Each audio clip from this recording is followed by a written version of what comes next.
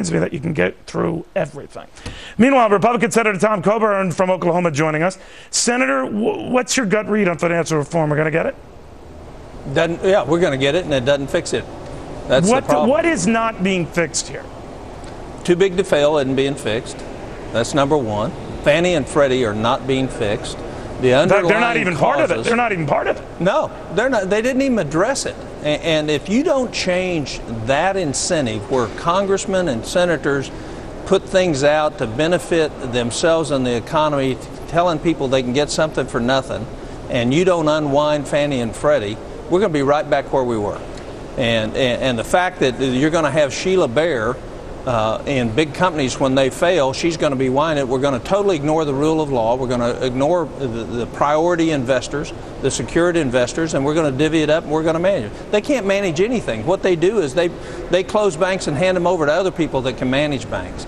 And so, but I know you've argued, Senator, that something's got to be done. Obviously, this isn't to your liking, but you bet. What do you make of three of your GOP colleagues, Susan Collins, Olympia Snowe, and Scott Brown, who did at least get this past this procedural hurdle? I don't know how they'll ultimately vote, but it's a good indication they probably will vote for this. What do you make of that? I can't judge. I don't know. I haven't talked with any of them personally about why. But as a trained physician, I'm trained to treat the real disease, not treat the symptoms. As a matter of fact, it's malpractice to treat the symptoms. The individual consumer financial protection in this, after listening to the president, you have no idea what's in this. In this bill, it gives the Consumer Financial Protection Group the ability to look at all your financial statements without your permission at any time. I mean, that's in this bill.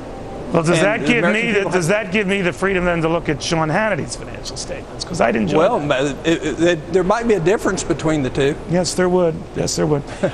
So, Senator, if this is approved, when I've seen these financial reforms, all well-intended, they just seem to be another layer.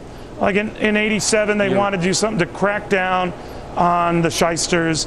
So we then had a little crash a couple of years later. Then they wanted to do something to remove the volatility from foreign markets. And then in 1996, we had the Asian contagion and then the Russian ruble contagion. And then for every new sort of anomaly or disaster, there's been a new fix. And Washington itself invariably finds itself in a fix, addressing it. Where's this going to go? Well, first of all, we don't need another layer on our auto dealers and everybody else that's out there that's having any type of participation in the finance community. We should have very narrowly directed this to where the problems were. The question that your viewers ought to ask is, if this bill's so good, why does J.P. Morgan, Goldman Sachs, and Citibank love it? That's an excellent point.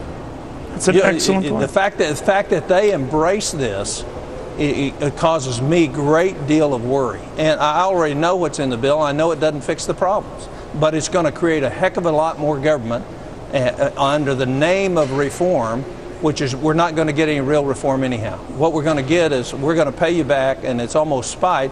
We need a vibrant financial industry in this country. And we've not done that. We haven't made it healthier in the long run. We haven't eliminated the true pitfalls and risks that is out there. And we certainly haven't taken care of the number one thing that caused this, which is Fannie Mae and Freddie Mac. And the fact that we're trying to tell people you can own something and not pay for it, but we'll help you.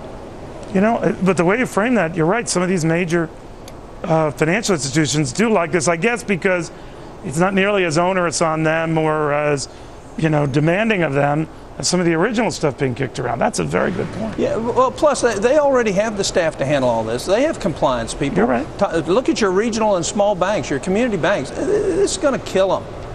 It is going to bear on them. Right now, we can't get them to loan money because of what the FDIC is doing to them. And now you're going to lay this other layer on the smaller banks, and you're going to treat them like the big ones. And they were never part of this problem. Never. And yet we're going to regulate, and regulate. All right, but it's going to happen, Senator. We'll watch it closely. In the meantime, thank you very, very much. All right, quick snapshot, the corner of Wall and Broad of that guy. Big news today. I want you to meet a fellow who says that he couldn't believe his